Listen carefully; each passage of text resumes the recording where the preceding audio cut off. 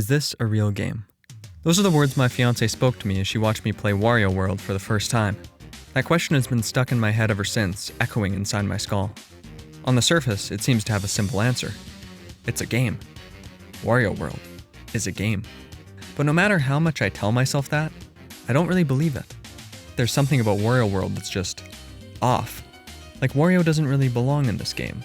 Like it's masquerading as a Wario game. It's not that the game looks bad. It's just that he doesn't fit in his environment, or maybe it's that the game doesn't look very Nintendo.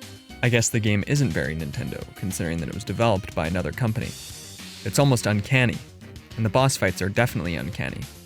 Look at these guys. What the hell is Someone that? was high when they made this. They had to be. But hey, the game feel is nice. Wario controls well enough to complete any platforming challenges the game presents.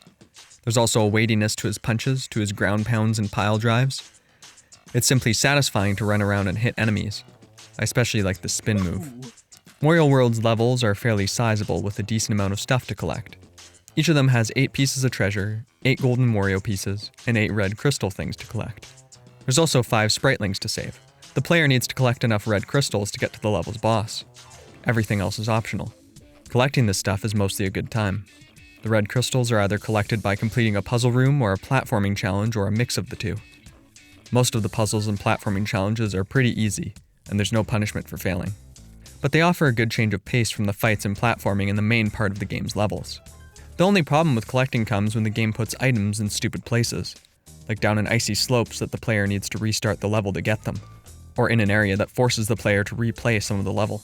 This way, the collectathon elements of this game don't always mix well with the level design, but since it's mostly optional, that never really bothered me. Wario World may only have 8 levels, but there's plenty of aesthetic variation between them. A forest, a carnival, a haunted house, a snowy mountain, a weird mirror place, and so on. Pretty cool.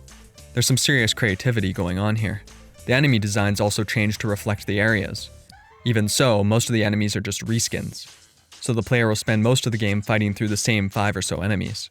The game may be short, but this still gets repetitive. Eventually, the repeated enemies turn the combat into a bit of a slog. Because the only punishment for dying is paying up some coins, I also never had to think much about being careful during fights. Coins are so abundant here that a game over is like giving a billionaire a speeding ticket.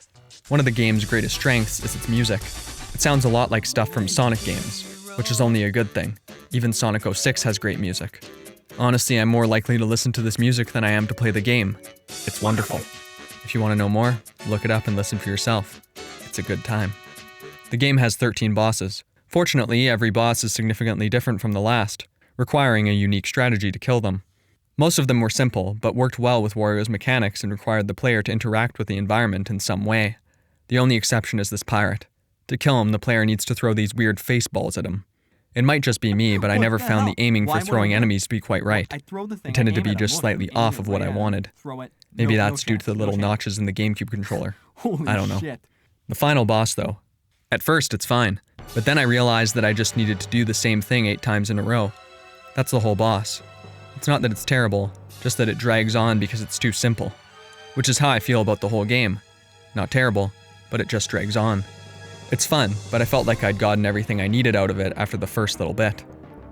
After the game ended, I couldn't help but wonder, what do I get?